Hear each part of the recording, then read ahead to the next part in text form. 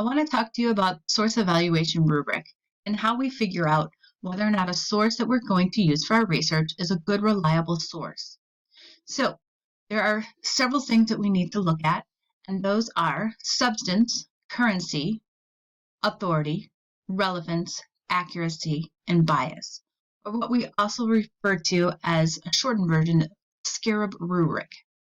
So we're going to take a look at each part of this so that you can get familiar with it. So you'll find a source, and then you'll use this worksheet as figuring out and giving it a number on whether or not it's a good, reliable source within each of these areas. So when you look at substance, and then, of course, looking at the top here, you've got a 0, 1, 2, or 3, and then boxes for each of those areas and figuring out exactly which one applies to your source. So you'll take a look at your source, and then you'll look at substance. And then for 0, if it has no depth or written for children, then obviously you would give that a 0. If it's lacking the depth needed for your purpose, then you would give it a 1. If it's written for the general public, then it scores as a 2. And then it scores as a 3 if it's depth of coverage needed for your purpose and written at a college or professional level. Then you move down to currency next. And then you still are focusing on those 0, 1, 2, and 3. So currency, it would receive a 0 if there is no publication or date or copyright date. A 1, the source has more or is more than 5 years old and has no historical value. It will receive a 2 if the source is 3 to 5 years old or the source has some historical value.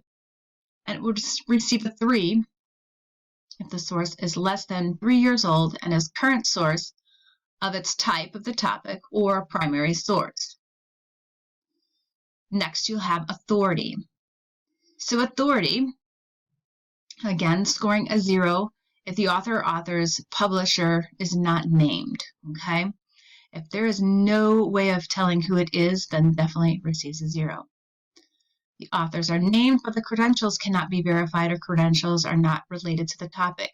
So maybe it's like the wrong type of credential for that topic. So maybe you are looking for someone that's a brain surgeon versus someone that is a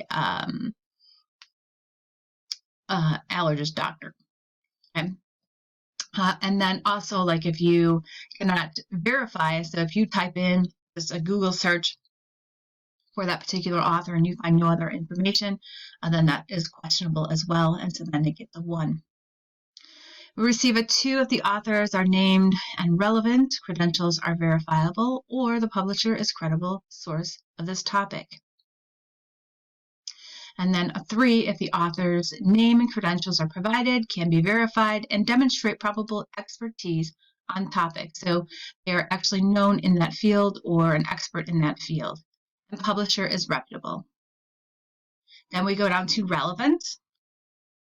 It would receive a 0 if the source is unrelated to the research topic, a 1 if the source is related to the topic, but the information is not very useful, a 2 if the information is somewhat useful, possibly an overview or background, and then 3 if the information is very useful.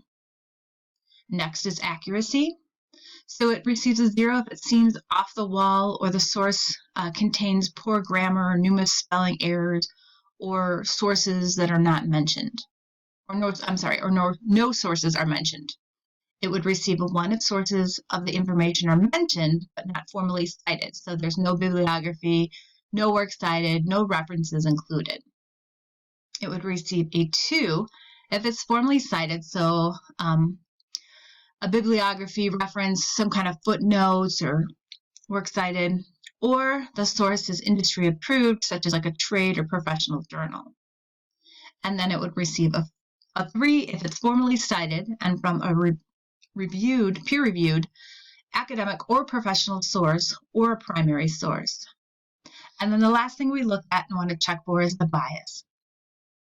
It would receive a 0 if the source is entirely opinion-based and unfair, a 1 if the argument is persuasive but is not well supported, a 2 if the source is persuasive but not well cited and supports arguments well, and then a 3 if the source examines both sides of the issue fairly and or is primarily fact-based.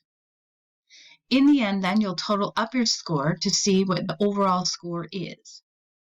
So if your overall score received a 0 to 6, then it's a highly questionable source, which means you need to find a different source. 7 to 10 is useful for personal purposes, but not appropriate or a college level research. So maybe it's just a place to start, but it's really not going to give you much. And then 11 to 14, possibly a good source for academic research, but maybe a better source is available. However, this is the only source that you can find, then you want to use it. Overall, what we're trying to shoot for here is a 15 to 18 as our total score, which means it's an excellent source for academic research.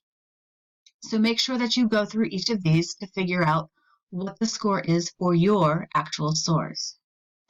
If you scroll down to the second page of this document, you'll find even more tips for using this rubric and more explanation.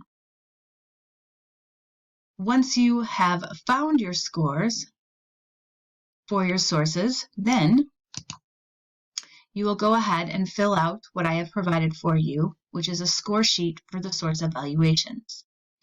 You should put a title then for each of the source title that you're using, and then circle which of these applies.